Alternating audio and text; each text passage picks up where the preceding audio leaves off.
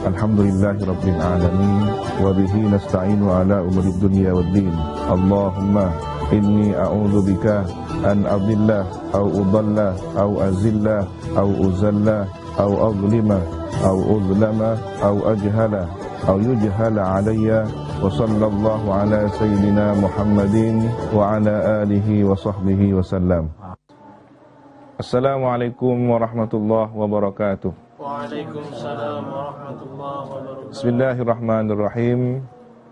Para pemirsa TV 9 dan seluruh yang hadir, hafizakumullah jami'an. Amin.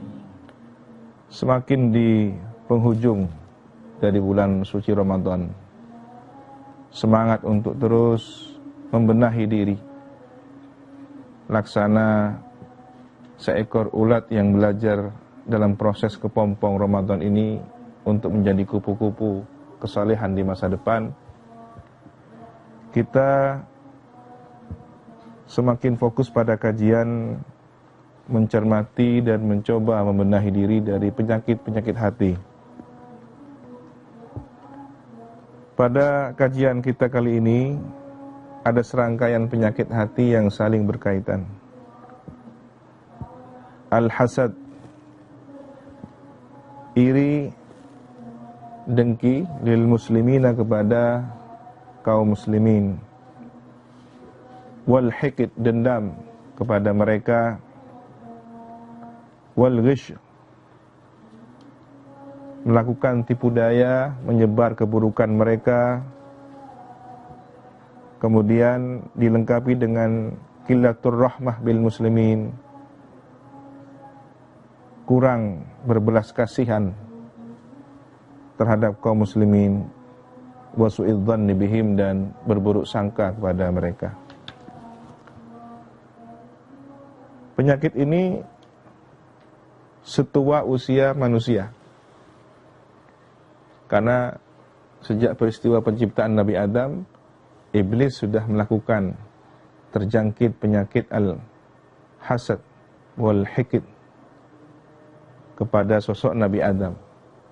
Kemudian ia menularkan virus ini pada anak cucu Adam. Ingat peristiwa Qabil dan Habil, terjadinya pertumpahan darah kriminal yang pertama kali di muka bumi berangkat dari persoalan penyakit hati, hasad, hikid. Apakah yang dimaksud dengan hasad? Seseorang menemukan dalam dirinya, dalam hatinya, rasa sempit, rasa susah ketika melihat ada nikmat Allah diberikan pada orang lain. Nah ini, seharusnya ketika dia mengetahui bahwa Allah yang maha berhak menentukan kepada siapa karunia anugerah ini diberikan, maka terserah Allah kebijakan itu. Ketika seorang hamba yang dhaif, manusia, merupakan ciptaan Allah, ikut campur tentang kebijakan Allah yang itu hak prerogatif, inilah persoalannya. Kemudian hasad ini berbeda jauh dengan orang yang iri dalam kebaikan. Ada orang yang sedang berlomba menuju kebaikan, dia ingin seperti orang itu tanpa harus berharap orang ini kehilangan karunia-Nya. Ada orang diberi kekayaan dan dermawan, dia ingin seperti dia. Ini iri, tapi yang baik. Disebut dengan ghibtah. Nabi Musa diceritakan ghibtah kepada baginda Nabi Muhammad. Karena jumlah umat Nabi Muhammad yang cukup banyak, sementara beliau sudah melihat bahwa Bani Israel cukup banyak. Ingin ada rasa untuk berlomba-lomba dalam kebaikan ini. Bahkan beliau menangis. Dalam satu riwayat yang lain, merindukan ingin menjadi bagian dari umat Sayyidina Muhammad SAW. Tidak secuil pun perasaan beliau mendendam iri dengki kepada kenikmatan yang Allah berikan kepada Sayyidina Muhammad SAW. Hadis yang populer kita kenal dan kita dengar, la yu'minu ahadukum yuhibbu li nafsihi. Ada satu keterangan yang cukup menakjubkan. Gusmus, guru kita bersama, beliau memaparkan bahwa sebagian para mubaligh, para dai banyak menerjemahkan secara asal hadis tadi.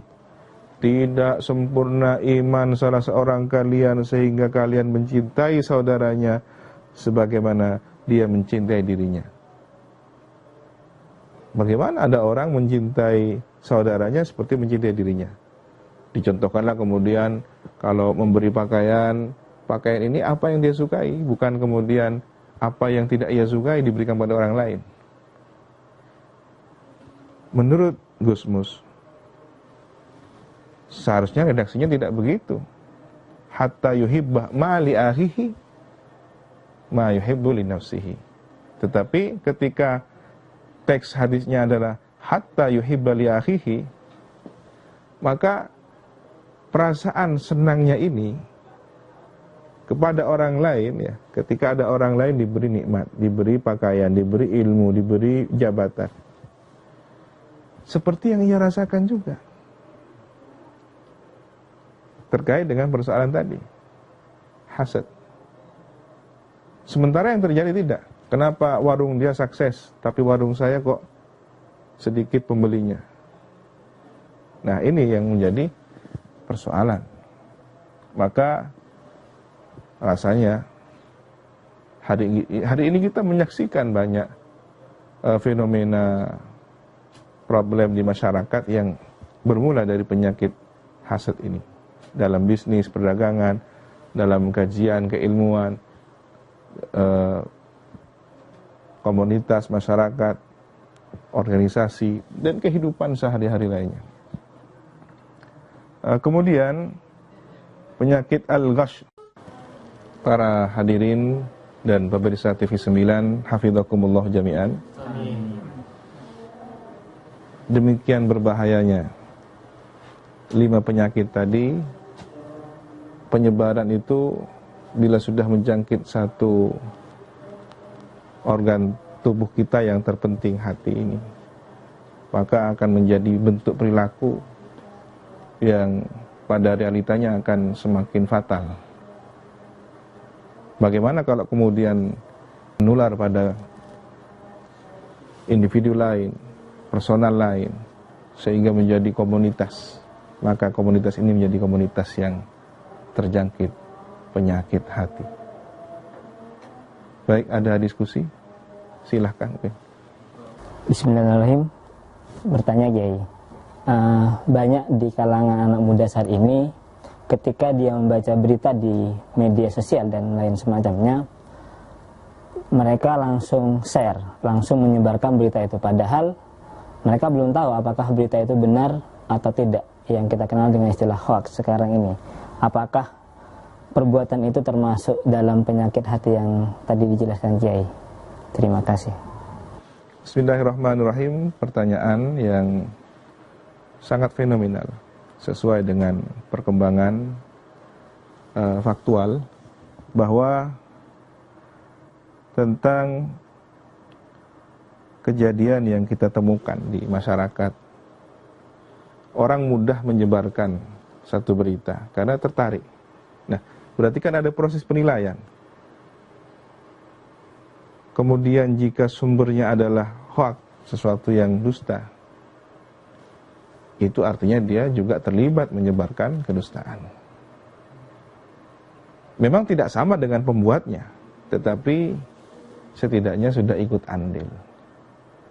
Apakah ada kaitan dengan gejala penyakit tadi? Kita bisa melihat dari analisa penyakit yang terakhir kita bahas, suudzon. Sangat mungkin dari situ. Tentu kalau sudah terjangkit suudzon ini, ada konsekuensi bahwa pelakunya adalah termasuk orang yang terjebak dalam aktabul hadis, paling dustanya pemberitaan. Iyyakum wadzan fa innadz-dzanna aktabul hadis. Yang lain mungkin silakan.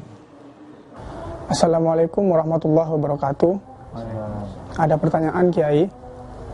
Di era yang seperti sekarang, di mana teknologi berkembang sangat cepat, salah satunya di bagian penyuntingan gambar, yang seperti kita tahu bahwa banyak orang-orang yang menyunting semisal wajahnya tidak sesuai dengan kenyataan. Apakah itu termasuk penyakit hati yang dipaparkan tadi, yang salah satunya tipu daya, Kiai?